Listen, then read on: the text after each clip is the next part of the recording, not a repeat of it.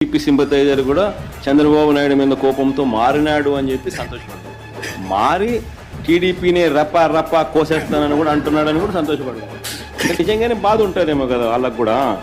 అన్ని పథకాలు ఎగరగొడతా ఉన్నాడు, అన్ని అబద్ధాలు అయిపోయినాయి, ఫీజు రీఎంబర్స్మెంట్ లేవు, ఆరోగ్యశ్రీ లేదు, రైతులకు పెట్టుబడి సహాయం రావడం లేదు, గిట్టుబాటు ధరలు రావడం లేదు, మరో పక్క అబద్ధాలు మోసాలతో సూపర్ 6లు లేవు, సూపర్ 7లు లేవు.